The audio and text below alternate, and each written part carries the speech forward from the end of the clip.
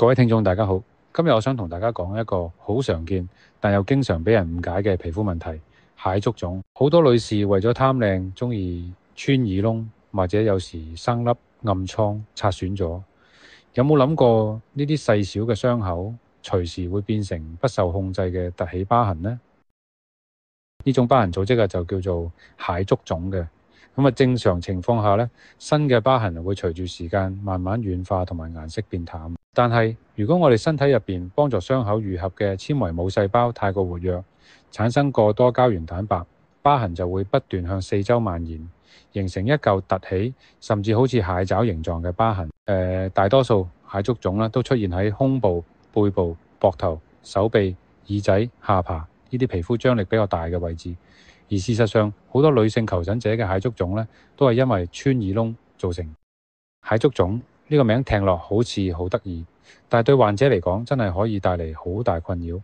雖然大部分蟹足腫唔會嚴重影響健康，但係患者會覺得好痕、好痛，而且患處會比正常皮膚硬。如果生長喺關節部位，仲有可能阻礙日常活動。除此之外，蟹足腫亦都會影響外觀，有時甚至會惹嚟歧視目光，令患者出現抑鬱等情緒問題。醫學界暫時都未能夠完全清楚蟹足腫嘅成因，但係統計顯示，有色人種嘅風險比白種人高，而大約每100個人就有3個人屬於疤痕體質。呢類人因為耳窿、暗瘡呢啲小傷口而患上蟹足腫嘅風險都會大大增加。想知道自己係咪屬於疤痕體質，可以留意以下6條問題啦。答案越多係嘅話，屬於疤痕體質嘅可能性就越大。1. 膚色比較深，而且皮膚油脂分泌比較旺盛。2. 疤痕出現喺前胸、後背、肩部、上臂或者耳仔位置。3. 疤痕嘅表面明顯突出，生長方式呈結節狀啊、蛋形啊或者腫瘤狀啊。4. 疤痕嘅形狀雖然扁平，但係向四周皮膚蔓延。5. 疤痕發展異常急速，而且發紅、痕癢同埋腫痛。6. 家族當中曾經有人患有蟹足腫。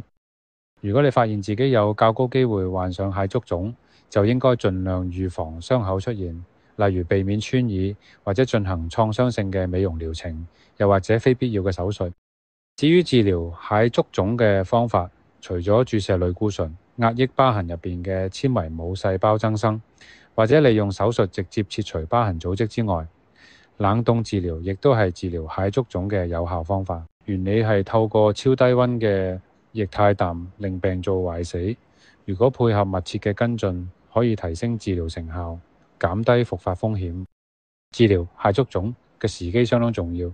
一般早期個案都可以透過注射類固醇或者壓力治療處理，但如果等到情況嚴重先求醫，就有可能需要進行手術，增加治療時間同埋複雜性。當然，實際採用邊個治療方案，醫生會根據多項因素決定。